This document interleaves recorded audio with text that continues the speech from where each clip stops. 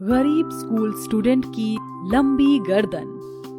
प्रीति बेटा, उठ जाओ, तुम्हारे स्कूल जाने का समय हो गया है। नहीं माँ, मैं स्कूल नहीं जाऊंगी। क्यों बेटा? मेरी गुड़िया रानी को तो स्कूल जाना बहुत पसंद है, तो आज वो स्कूल क्यों नहीं जाना चाहती? माँ पापा, स्कूल में हर कोई मेरी छोटी गर्दन का मजाक उड़ाता है और सब मुझे बिना गर्दन वाली कहकर चिढ़ाते हैं। प्रीति बेटा, कुछ लोगों का तो काम ही होता है दूसरे लोगों को परेशान करना, लेकिन इसका मतलब ये नहीं कि आप हार मान जाओ। तुम्हारी माँ बिल्कुल ठीक कह रही है, और मेरी गुड़िया रानी को तो पढ़ लिख कर बड़ी ऑफिसर बनना था ना। अगर मेरी गुड़िया रानी स्कूल नहीं जाएगी तो वो अफसर कैसे बनेगी? हाँ? हेमा रमन प्रीति के आंसू साफ करते हैं, जिसके बाद प्रीति स्कूल के लिए रेडी होती है और रोज की तरह रमन अपनी साइकिल पर प्रीति को स्कूल छोड़ने जाता है। प्रीति जैसे ही अपनी क्लास में जाती है, देखो देखो, हमारी क्लास की छोटी गर्दन वाली आ गई। ए छोटी गर्दन वाली, तूने आज भी अपनी यही पुरानी फटी हुई यूनिफॉर्म ही पहनी है? मेरे माँ पापा के पास इतने पैसे नहीं है कि वो मुझे नई यूनिफॉर्म दिला सके। अगर यूनिफॉर्म खरीदने की औकात नहीं है तो तू इस स्कूल में क्या कर रही है? इतना कहकर शेफाली और मयंक मिलकर बेचारी प्रीति का बैग छीनकर उसे क्लास में रखी अलमारी के ऊपर फेंक देते हैं। ये तुम लोगों ने क्या किया? मेरा बैग इतनी ऊपर क्यों फेंक दिया? अब मैं पढ़ाई कैसे करूंगी? अगर इतना ही पढ़ाई करने का शौक है तो खुद जाकर अलमारी से उतार ले। लेकिन मैं तो ये भूल ही गया, तेरी तो गर्दन ही नहीं है, अपना बैग तू देखेगी कैसे? क्लास के सभी बच्चे प्रीति की छोटी गर्दन का मजाक उड़ाते हुए उस पर हंसने लगते हैं। प्रीति के क्लासमेट के साथ साथ प्रीति की क्लास टीचर श्रुति का भी प्रीति के लिए बर्ताव बिल्कुल भी अच्छा नहीं था। स्टूडेंट्स, सबने लिख लिया? अब मैं इसे इरेज करने जा रही हूँ। 2 मिनट टीचर, मैंने अभी नहीं लिखा है। मुझे बोर्ड पर ऐसे लिखे हुए पूरे 10 मिनट हो चुके हैं और तूने अभी तक इसे लिखा ही नहीं। क्लास में बैठे बैठे तू इतनी देर से कर क्या रही है? टीचर, आपने मुझे इन सभी स्टूडेंट्स के पीछे बिठाया है, इसलिए मुझे ठीक से ब्लैक बोर्ड दिखाई नहीं देता। तो तू क्या चाहती है? मैं तुझे यहाँ फ्रंट बेंच पर बिठाऊं ताकि तेरी छोटी गर्दन को देख देख कर मेरा मूड खराब हो जाए? न जाने स्कूल वाले भी कैसे कैसे गरीब और बेकार बच्चों को एडमिशन दे देते हैं। टीचर, अगर मेरी छोटी गर्दन है और मैं गरीब हूँ तो इसमें मेरी क्या गलती है? मैं भी तो इन सभी स्टूडेंट्स की तरह आपकी स्टूडेंट हूँ। तो अब तू मुझसे जुबान लड़ाएगी? श्रुति अपनी टेबल पर रखी हुई छड़ी उठाती है और सीधा प्रीति के पास जाकर उसे बेरहमी से मारना शुरू कर देती है। बहुत दर्द हो रहा है। छोड़ दीजिए मुझे। आज तो मैं तुझे नहीं छोड़ूंगी। बड़ा शौक है ना तुझे मुझसे जुबान लड़ाने का?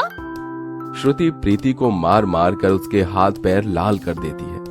प्रीति को ऐसे दर्द से रोता देख सभी बच्चे उस पर हंसते हैं। प्रीति को इतना मारने के बाद भी श्रुति नहीं रुकती और प्रीति से ग्राउंड के पूरे कड़ी धूप में 50 चक्कर लगवाती है, जिससे प्रीति की हालत और खराब हो जाती है। प्रीति के लिए ये सब कुछ नया नहीं था। हर दिन प्रीति को उसकी क्लास में इन्हीं सब चीजों का सामना करना पड़ता था। स्टूडेंट, आज की क्लास यहीं खत्म होती है।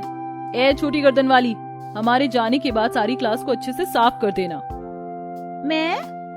और नहीं तो क्या, फीस तो तेरी कभी टाइम पर आती नहीं, इसलिए अब से तू रोज क्लास की सफाई करेगी। और अगर ये बात तूने किसी को भी बताई ना तो तेरी ये जो बची कुची गर्दन है ना, इसे भी खत्म कर दूंगी। सभी स्टूडेंट्स और टीचर क्लास से चले जाते हैं, जिसके बाद बेचारी प्रीति देर तक स्कूल में रुककर अपनी सारी क्लास को साफ करती है। प्रीति रोज रोज के इन अत्याचारों को सहकर थक चुकी थी। सारी क्लास साफ करने के बाद प्रीति रोते हुए एक जंगल में चली जाती है और बड़ी सी चट्टान पर बैठकर खूब रोती है। भगवान जी, आपने क्यों मुझे इतनी छोटी गर्दन दी? सब लोग मेरा कितना मजाक उड़ाते हैं। मैं तो बस पढ़ लिख कर अपने माँ पापा का नाम रोशन करना चाहती हूँ, लेकिन हर कोई मुझे परेशान करता है। प्रीति चट्टान पर बैठी रो ही रही होती है कि तभी उसके पीछे की झाड़ियों में से कुछ आवाज आने लगती है। कौन है वहाँ? सामने आओ मेरे। प्रीति जैसे ही झाड़ियों को हटाती है तो देखती है कि वहाँ एक शेर जख्मी हालत में पड़ा है। शेर का एक पंजा शिकारी के बिछाए हुए जाल में फंस गया है, जिससे शेर के पंजे से काफी खून निकल रहा है। ये सब देख प्रीति बहुत डर जाती है। शेर, भागो यहाँ से। मुझे ऐसी हालत में छोड़कर मत जाओ। ये शेर बोल सकता है? हाँ, मैं बोल सकता हूँ। मेरी मदद करो और मेरा हाथ इस जाल से बाहर निकालो। प्रीति को शेर से डर तो काफी लग रहा था, लेकिन उसे इतनी तकलीफ में देख प्रीति अपने डर पर काबू रखती है और जाकर उस शेर का हाथ उस पिंजरे से निकाल देती है और देखते ही देखते शेर का जख्म अपने आप भर जाता है। ये क्या, तुम्हारे जख्म अपने आप कैसे ठीक हो गए? क्योंकि मैं एक जादुई शेर हूँ। तुमसे पहले यहाँ से कई लोग गुजरे, लेकिन किसी ने भी मेरी मदद नहीं की। आओ, तुमने इतनी छोटी होकर भी मेरी मदद की, इसलिए अब मैं तुम्हारी मदद करना चाहता हूँ। बताओ, तुम्हें क्या परेशानी है? शेर के पूछने पर प्रीति उसे अपने ऊपर हुए सारे अत्याचारों के बारे में बताती है। बस इतनी सी बात? मैं अभी तुम्हारी इस परेशानी को हल कर देता हूँ। शेर के अंदर से एक सुनहरी चमकदार रोशनी निकलती है जो सीधा प्रीति के ऊपर जा गिरती है। अब तुम्हारी ये गर्दन कोई मामूली गर्दन नहीं, बल्कि एक जादुई गर्दन हो चुकी है। तुम जब चाहो अपनी गर्दन को बोलकर इसे लंबा कर सकती हो और छोटा भी। अब तुम्हारा कोई भी मजाक नहीं उड़ाएगा। उस शेर की बात सुन प्रीति बहुत ज्यादा खुश होती है और अगले दिन प्रीति जैसे ही स्कूल जाती है। बच्चों, सबने पूरा लिख लिया है ना? Yes teacher. ये इसने इतनी पीछे बैठकर कैसे लिख लिया? श्रुति जैसे ही पीछे मुड़कर देखती है तो उसकी आंखें फटी की फटी रह जाती हैं।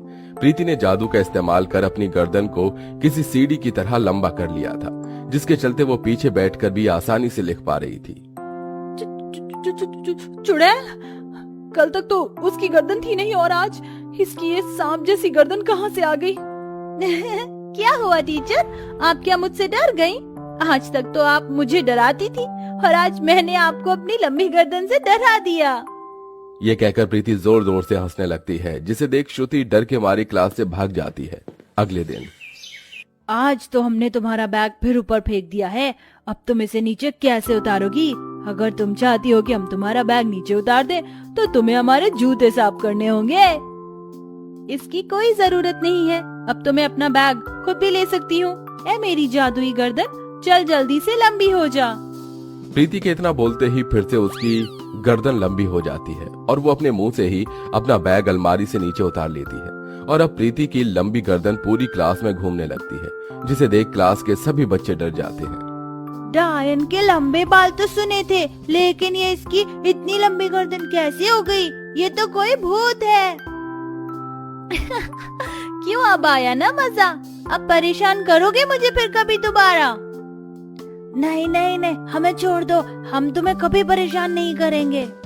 सभी बच्चे डर के मारे क्लास के बाहर भाग जाते हैं, जिसके बाद प्रीति फिर से अपनी गर्दन छोटी कर लेती है। प्रीति को अब जब भी कोई परेशान करता, प्रीति अपनी लंबी गर्दन से उन्हें अच्छा सबक सिखाती। ए छोटी गर्दन वाली, मेरा मतलब प्रीति, हमारे जाने के बाद सारी क्लास अच्छे से साफ कर देना, ठीक है? जरा भी गंदगी नहीं दिखनी चाहिए। ठीक है टीचर। श्रुति बैग उठाकर सीधा वॉशरूम में जाती है और शीशे में खुद को देखते हुए लिपस्टिक लगाने लगती है कि तभी शीशे में श्रुति को प्रीति की लंबी गर्दन दिखाई देती है, जिसे देख वो काफी डर जाती है।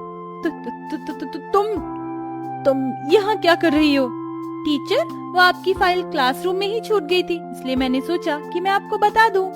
प्रीति की बात सुन और उसकी लंबी गर्दन को देख बेचारी श्रुति वहीं बेहोश हो जाती है और ऐसे ही कई दिन गुजर जाते हैं। एक दिन प्रीति जैसे ही अपनी क्लास में जाती है तो सभी बच्चे मिलकर उसके हाथ, पैर और गर्दन पकड़ लेते हैं। छोड़ो मुझे, छोड़ो, ये क्या कर रहे हो तुम लोग?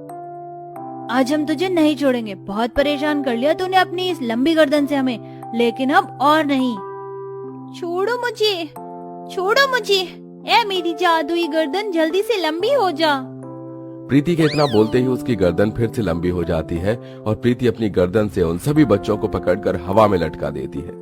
हम गिर जाएंगे, हमें छोड़ो, हमें नीचे उतारो।